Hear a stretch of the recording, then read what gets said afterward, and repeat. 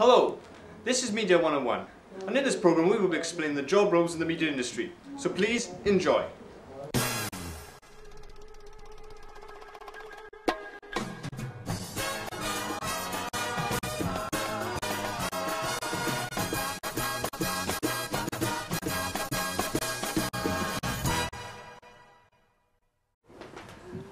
Our first topic of the day is producer. Most people don't understand what a producer does in the making of a film, so let's crack on and understand the producer. Unknown to most, the producer is considered to be the boss of the film and the man that controls the director. The producer, unlike the director, manages all financial areas of the movie. He is the man that plans the production, hires key staff, organises financial backing and budgets, distribution and so on. Unlike television producers, film producers tend to limit themselves to the practical and logistical aspect of the production, leaving creative control to the film director. A more notable film producer is James Cameron, known for his films Terminator 2 and Aliens.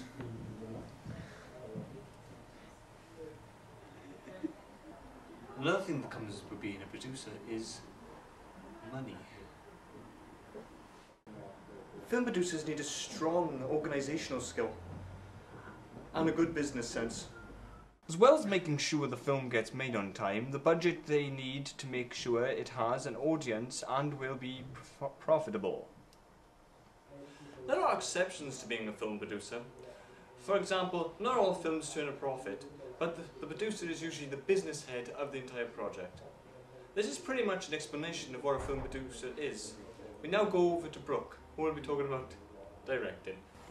Thank you, Arwyn. Unlike the producer, the director is a well-known job title when it comes to making films.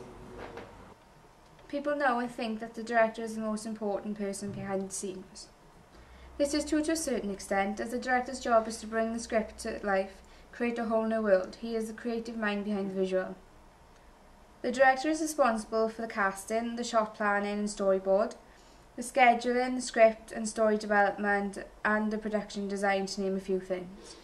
The director has responsibilities throughout the whole production process. Pre-production, which is everything that needs to be sorted out before the filming begins. During filming, he is the main person in charge. Making sure the actors understand clearly what needs to be done, he can offer direction too. He has creative liberties.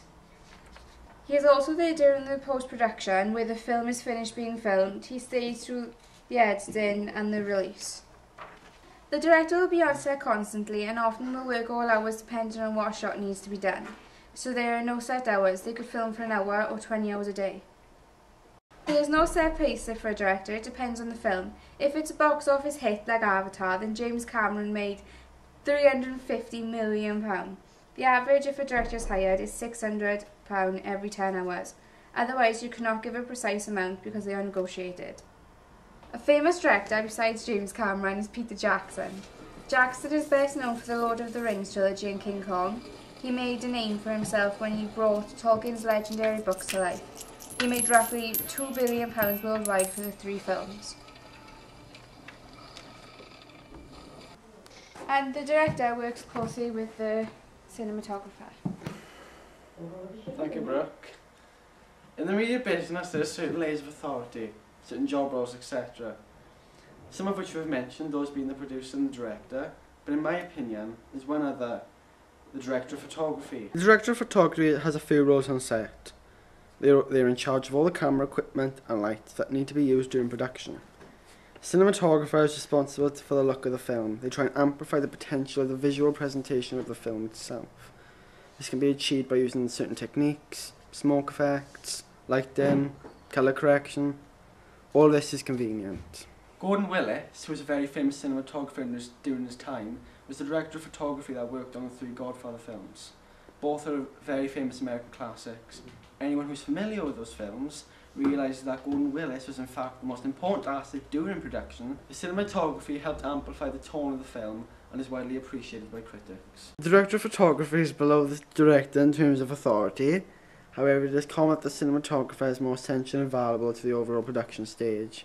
They may even get paid more than the director. Depending on the cinematographer's range and credibility, famous cinematographers get paid the average of $780,000 a job. A good cinematographer has to have a great range of communication skills, as does the director. He needs to be the eyes and ears of the person who's directing the film. He needs to have a firm grip on the director's vision, what he wants, what he doesn't want, and on many occasions they have to get along, as it's easier for them to communicate with each other and get things done. I hope I've given you insight into the life of the director of photography.